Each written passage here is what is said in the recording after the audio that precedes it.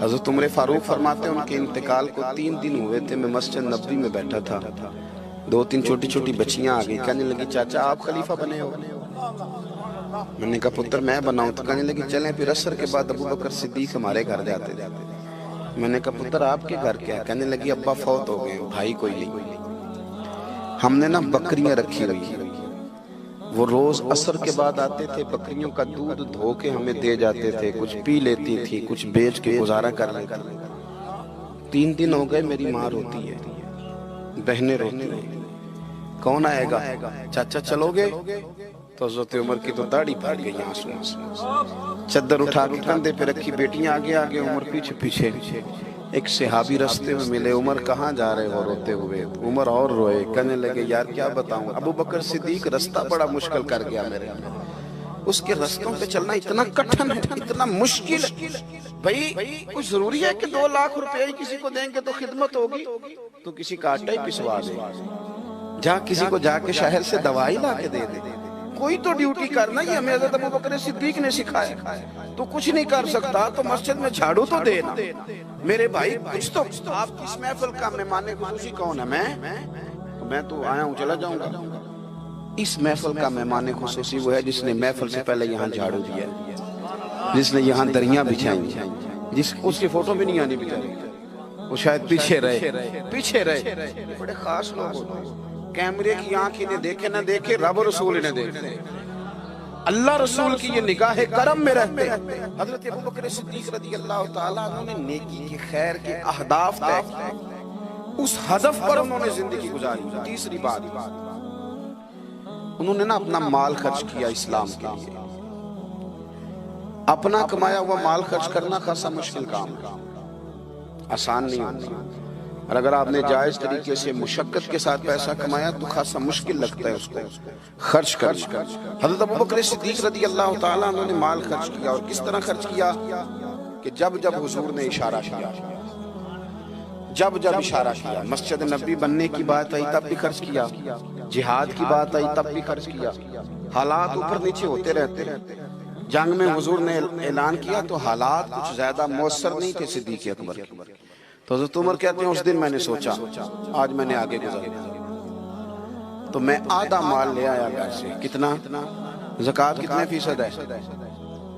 بول کے بتائیں، جوان کیوں نہیں بولتے؟ کتنے فیصد؟ زکوٰۃ 2.5% ہے، 2.5%، 100 میں سے 2.5 روپے۔ حضرت عمر کتنے لے آئے؟ 50 روپے 100 میں سے۔ یہ بڑا مشکل کام ہے، 2.5% دیتے ہیں تو لوگ کئی حساب کرتے ہیں، اور 50% یعنی آدھے پیسوں کو تھوڑا نہ سمجھیں آپ۔ حضرت عمر بہت زیادہ پیسے لے کے آئے، 50%، گھر کی ہر شے آدھی کر کے لے آئے، اور آپ فرماتے ہیں میرے حالات بڑے اچھے تھے ان دنوں، اور ابو بکر صدیق کے معاملات کا مجھے پتہ تھا، تو میرے دل میں خیال آیا کہ آج نہ میں نے ابو بکر سے آگے گزر جانا۔ کہتے ہیں جا کے میں نے مال رکھا، اتنی دیر میں صدیق اکبر بھی آ گئے۔ کہتے ہیں جواب تو چلو جو ہونے تھے وہ ہونے ہی تھے، حضور نے جو دونوں سے سوال پوچھے نا، ان سوال ہی بڑے انفرادی تھے۔ مجھ سے حضور نے پوچھا کیا لے کے آئے ہو؟ ادھر دیکھو جوانوں، کیا لے کے آئے ہو؟ میں نے عرض کی حضور آدھا۔ مجھ سے پوچھا کیا لے کے آئے ہو؟ میں نے کہا حضور آدھا لے آیا ہوں۔ پھر غور کرنا، پوچھا کیا لائے ہو؟ اور ابو بکر صدیق سے پوچھا گھر کیا چھوڑ کے آئے ہو؟ آپ دیکھیں سوالوں میں ہی فرق ہے، مجھ سے پوچھا جا رہا ہے کیا لائے ہو، اور ان سے پوچھا کیا، اور ان کا جواب بھی بڑا انوکھا ہے۔ اس سوال کا جواب تھا حضور کچھ نہیں چھوڑا، سارا لے کے آیا۔ جواب یہ تھا، آپ سوال پوچھتے ہیں نا کہ ختم ہو گیا کھانا، تو کہتے نہیں ختم ہو گیا۔ حضرت صدیق اکبر سے پوچھا کیا لائے ہو، کیا چھوڑ کے آئے ہو؟ انہیں کہنا چاہیے تھا کچھ بھی نہیں۔ حضور نے فرمایا کیا چھوڑ کے آئے ہو؟ کیا جواب ہے، کیا حسن ہے، گویا وہ کہہ رہے ہیں کہ ہم کو لاوارث تو نہیں نا بھئی، کیا چھوڑ کے آئے ہو؟ تو عرض کرنے لگے حضور گھر بڑا ہوا ہے، اللہ بھی چھوڑ آیا ہوں، اللہ کا رسول بھی چھوڑ آیا ہوں، رب رسول کا نام ہے نا میرے گھر میں۔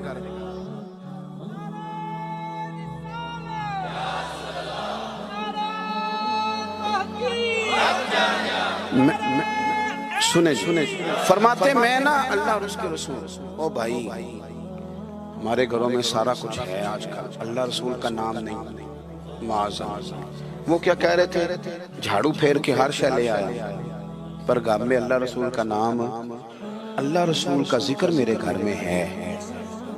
तो आपने कभी किसी किताब में ये पढ़ा है या किसी आलिम ने बताया है कि उसके बाद हज़रत सिद्दीक़ अकबर माज़अल्लाह कंगाल हो गए? वो तो फिर माला माल थे, उसके बाद भी कई दफा दिया। वो सबक बता रहे हैं, सबक हमें कि रब रसूल के नाम पे सारा कुछ भी लुटा दोगे ना, तो घर में अल्लाह रसूल का नाम होना चाहिए, बड़ी बरकतें अल्लाह अता फरमाए। हमने ना दौलत तिजोरियों में भर के रखी है, जो असल दौलत थी अल्लाह रसूल का जिक्र, उससे हम थोड़े से पीछे। अब हदीस पाक सुने, हर बंदा हज़रत सिद्दीक़ अकबर की अज़मत बयान करेगा अपने इल्म के मुताबिक, फ़हम के मुताबिक, लेकिन उनकी शान तक कौन पहुंच सकता है? हज़रत अबू बकर सिद्दीक़ रज़ी अल्लाह तआला अन्हु की शान में बड़ी हदीसें हैं, लेकिन मैं इस हदीस पे आके ठहर जाता हूँ, तबीयत जम जाती है कि यार ये क्या मामला है। नबी पाक अलैहिस्सलाम ने फरमाया, लोगों मेरे पास जिसके भी पैसे आए हैं ना, मैंने अमानत समझ के खर्च किए, लेकिन जब अबू बकर सिद्दीक़ के पैसे आए मैंने अपने समझ के खर्च किए। अपने समझ, फिक्र कोई नहीं, जहां मर्जी लगा, अपने समझ के खर्चे। आखिरी बातें आपकी खिदमत में अर्ज कर रहा हूँ। एक तो पहले साहब से अर्ज किया कि सच सच ही होता है, हक वो हालात देख के नहीं बोलना, वो ज़मीर की आवाज़ सुन के बोलना। दूसरी बात, हदफ तय करें नेकी का, ये काम मैंने करने, आप हदफ तय करें, अल्लाह मदद करे। तीसरी बात मेरे अजीज, हज़रत अबू बकर सिद्दीक़ ने माल खर्च किया। माल जो है ना, नबी पाक अलैहिस्सलाम ने फरमाया, आला हज़रत ने फतावा रज़विया में हदीस लिखी है कि आखिरी दौर में दीन का काम भी दिरहम और दिनार से होगा, पैसों से काम होगा। आपको इदारे बनाने हैं, मसाजिद बनानी है, किताबें छपवानी है, तो किस तरह छपें? अपना माल हम, और हमने ये जिम्मा दे दिया अमीरों को कि अमीर खर्च करेंगे। हालांकि हमने वो हदीसें नहीं पढ़ी कि एक सहाबी किलो खजूरें लेके आ गए और मस्जिद नबी में माल का ढेर लगा हुआ था, तो हुजूर ने फरमाया, ये किलो खजूरें ना सारे माल के ऊपर बखेर दो, जितना सबको सवाब मिलेगा उतना इसे 1 किलो वाले को मिलेगा। तो हम ना वो ज़ौक़ नहीं पैदा कर पा रहे कि 10 रुपए की, अल्लाह रसूल की नजर में इखलास वाले 10 रुपए की बड़ी कदर। हम सोचते हैं कि वो ना सारा कुछ चौधरी साहब ही आके करेंगे, हालांकि बरकत वाला जो माल होता है उसमें बड़ी खैर होती है। आखिरी बात जो बड़ी जरूरी है, उस पर गौर करें। फैसले जिंदगी में जब भी करें, इंसाफ पर मबनी करें, मोहब्बत देख के फैसला न करें। मोहब्बत और होती है, काबिलियत और होती है। मुझे पर होना ये फितरी बात है, लेकिन उसका काबिल होना ये एक अलग बात। हर बाप को अपने बेटे बेटी से मोहब्बत होती है, ये फितरी तकाजा है, लेकिन वो काबिल भी हो ये जरूरी नहीं होता। हज़रत सिद्दीक़ अकबर के अपने बेटे मौजूद थे, वो जाते वक्त किसी को भी खलीफा बना देना। मौजूद थी उनकी औलाद, मुसलमान थी, कलमा पढ़ती, सहाबी थे, 4 नस्लें सहाबी हज़रत सिद्दीक़ बना सकते थे ना। और हज़रत उमर ने तो कभी ऐसा नहीं किया कि तोहफे भेजे हों, दोस्ती बढ़ाई हो, बल्कि वो तो कहते हैं कि हमारी तो नेकियों में आगे गुजरने की दौड़ ही लगी रही सारी, मामला दौड़ में रहा। लेकिन हज़रत अबू बकर का फैसला देखें, जब वक्त विसाल आया तो आपने फरमाया, उमर को बुलाओ। सारी चीजें, वसीयतें, नसीहतें की, सब कुछ हज़रत उमर के सुपुर्द किया। लोगों ने कहा कि अबू बकर सिद्दीक, ये तो बड़े सख्त आदमी हैं, आप एक सख्त गीर आदमी को बना के जा रहे हैं। तो नबी पाक सल्लल्लाहु अलैहि वसल्लम के गुलाम ने क्या जवाब दिया? फरमाने लगे, मैं इस वक्त दुनिया से जा रहा हूँ, इस मौके पे बड़ा झूठा आदमी भी सच बोलने लगा। मैं जब अल्लाह रसूल की बारगाह में जाऊंगा तो मुझसे पूछा जाएगा कि उम्मत के बारे में क्या फैसला करके आए हो, तो मैं कहूँगा उम्मत में जो सबसे बेहतरीन था उसे उम्मत का सरबराह बना के आया। हम लोगों ने ना फैसले मेरिट में नहीं किए कभी। इलेक्शन हो रहे हैं, फलां काम हो रहा है, वोट किसको देना है, कहते सारी बरादरी उधर है। अब बरादरी को छोड़े, ये बताएं सच किधर है, हकीकत किधर है? वो किसी और बरादरी का बंदा इलेक्शन लड़ रहा है, तो वो बंदा अगर ठीक है तो ठीक है, फिर आप बरादरी ना देखें, फिर तो शख्स देखें कि वो सही जा रहा है। हजरत उमर के फैसले हमेशा मेरिट है, हजरत अबू बकर के फैसले हमेशा मेरिट है, हजरत उस्मान गनी, मौला अली शेर खुदा, इन लोगों के फैसले हमेशा हक की बुनियाद। حضرت عمر کو بنا کے گئے. میں نے دوستوں سے کہا تھا اس سال میں نے کہا تھا کہ حضرت عمر کے حالات پر زیادہ کتابیں ہیں, ان کے واقعات زیادہ ہیں, چونکہ انہیں وقت زیادہ ملا نا 10-11 سال. حضرت ابوبکر صدیق کو تو 2 سال ملے, لیکن ان کی خلافت کو مضبوط حضرت ابوبکر صدیق نے کیا. سارے فتنوں کا سر کچل کے خلافت سجا سوار کے حضرت عمر کو دی.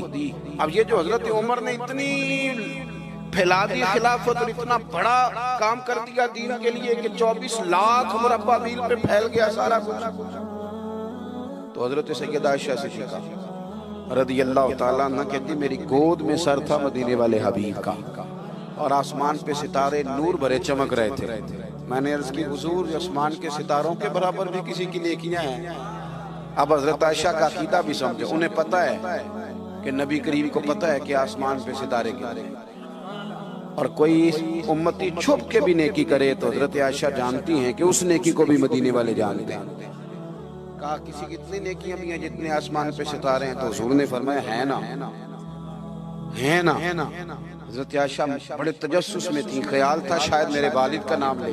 کس کی؟ تو حضور نے فرمایا فاروق اعظم کی. بیٹیوں کا باپ سے پیار, تو کہتے میں نے فوراً عرض کی حضور میرے والد کا کیا حال ہے, ان کا بھی تو عالم بتائیں نا. تو نبی پاک نے فرمایا عائشہ عمر کی زندگی بھر کی نیکیاں ہوں تو ابو بکر کی ایک نیکی کا مقابلہ نہیں کرتا. اب بات کو سمجھے کہ کتنا مضبوط ہے وہ شخص, کتنا مضبوط ہے کہ حضرت فاروق اعظم رضی اللہ تعالیٰ عنہ کے خیر کے کاموں میں بھی درجہ جناب صدیق اکبر کا زیادہ ہے. ہدف طے کریں, مہربانی کریں زندگی کو ضائع نہ کریں. لمحات بڑے ضائع ہو گئے, اور ثابت کرنے کی بھی کوشش نہ کریں کہ ہم صحیح چل رہے ہیں. آپ چلتے رہیں, وقت خود بخود ثابت کر دے گا. وقت ثابت کر دیا کرتا ہے کہ جناب یوسف بے گناہ بھی ہیں اور سچے بھی ہیں, اور وقت ثابت کر دیا کرتا ہے کہ وہ مصر کے جیل خانے کے نہیں مصر کے تخت کے وارث ہیں. تو آپ کام کریں, کوشش کریں, دین کے لیے آگے بڑھیں.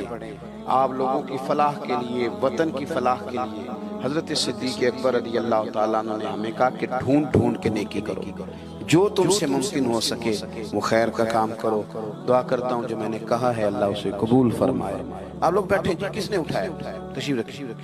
اور جہاں ہم گفتگو کے دوران بھول گئے اللہ ہمیں معاف کرے. محفلیں ہوتی ہیں نظریات کی, سرکار کے نام کی, شخصیات کی نہیں ہوتی. یہ محفل میرے نام کی نہیں, حضرت صدیق اکبر کے نام کی. تو میں نے جیسے عرض کیا کہ مسافر ہیں, ہم نے پوچھنے